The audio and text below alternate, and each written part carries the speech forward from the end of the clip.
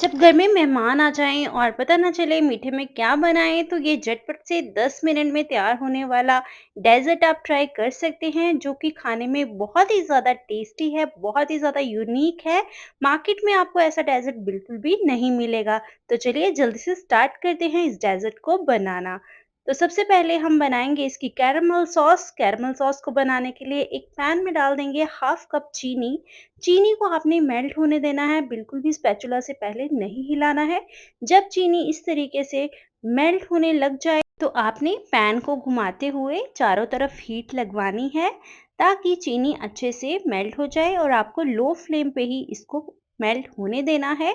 हाँ, फ्लेम को बिल्कुल भी हाई नहीं करना है, नहीं तो आपकी जो कैरमल सॉस है वो जल सकती है और उसमें जले का टेस्ट आ जाएगा। इसलिए आपको लो फ्लेम पे ही इसको मेल्ट करना है। तो ये देखिए यहाँ पे पूरी चीनी मेल्ट हो चुकी है और इस तरीके से ये लिक्विड हो गई है। अब इसमें डाल देंगे 1/4 कप बटर। यहाँ पे मैंने अनसॉल्टेड बटर का यूज़ किया है। आपके पास कोई भी बटर है, सॉल्टेड अनसॉल्टेड, आप यूज़ कर सकते हैं।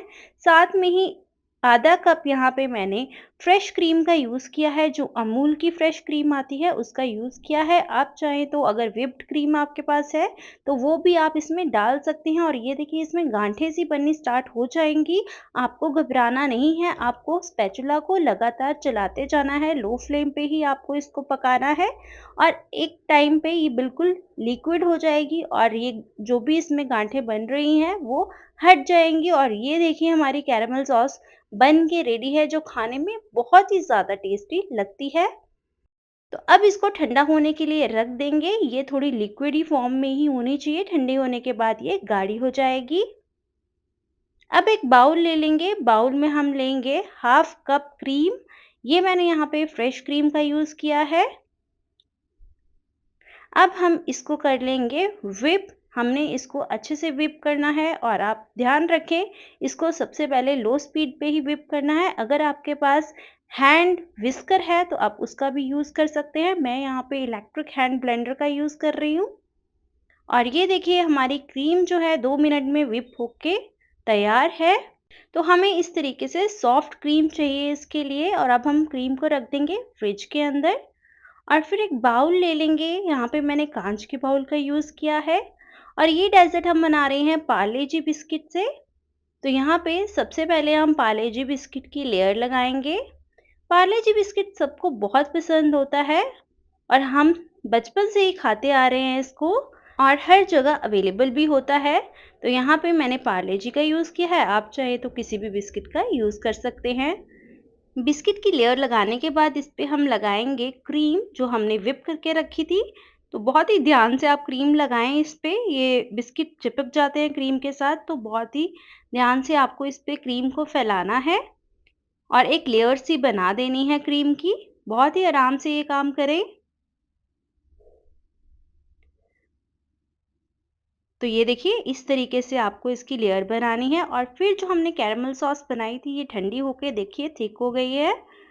अब हम इसमें कैरमल का फ्लेवर देने वाले हैं, तो मैंने इसमें कैरमल सॉस डाली है। तो यहाँ पे मैं रफली ही इसको डाल रही हूँ। आप चाहे अपने अकॉर्डिंग कम ज़्यादा जितनी भी आप कैरमल सॉस डालना चाहें डाल सकते हैं। और फिर इसके ऊपर हम लगा देंगे बिस्किट्स की एक और लेयर। तो ये जो बिस्किट्स की लेयर है डिपेंड करती है आपका बाउल कितना बड़ा है, उसके अकॉर्डिंग आप लेयर्स जो हैं बढ़ा सकते हैं या कम कर सकते हैं। तो इस तरीके से आपने बिस्किट की लेयर लगा देनी है और इसके बाद आपने फिर से जो हमने क्रीम व्हिप करके रखी थी ना, वो हम यहाँ पे लगा देंगे और इसको अच्छे से फैला देंगे। ये देखिए इस तरीके से। तो यहाँ पे अब मैंने क्रीम को अच्छे से फैला दिया है। अब हम कैरमल का रैंडम सा पैटर्न बनाएंगे जिससे ये डेजर्ट देखने में बहुत ही ज़्यादा अट्रैक्टिव लगेगा और खाने में भी बहुत ही ज़्यादा टेस्टी लगेगा। तो यहाँ पे मैंने कैरेमल सॉस दोबारा से ही रैंडमली स्प्रिंकल की है और टूथपिक की हेल्प से आपको क्लॉकवाइज गोल गोल इसको घुमाते जाना है। ये देखिए जैसे मैं आपको दिखा रही हूँ वीडियो में, इसी तरीके से आपको गोल गोल घुमाना है इसको। तो ये देखिए कितना सुंदर सा पैटर्न बन के रेडी हो गया है और देखने में बहुत ही सुंदर लग रहा है ये।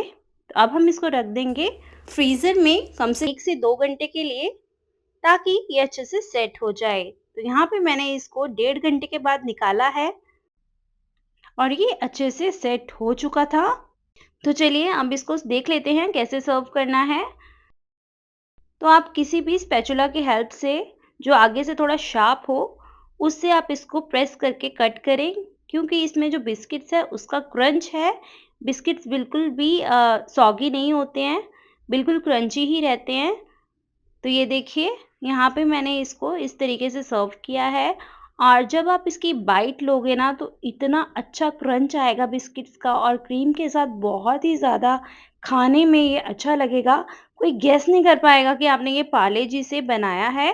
तो आप ये रेसिपी एक बार ज़रूर ट्राई करके देखें और मुझे कमेंट करके ज़रूर बताएं आपको ये रेसिपी कैसी लगी। और वीडियो को लाइक शेयर करना बिल्कुल ना भूलें, चैनल को ज़रूर सब्सक्राइब कर लें। तो चलिए मिलते हैं नेक्स्ट वीडियो में, तब तक के लिए बाय बाय।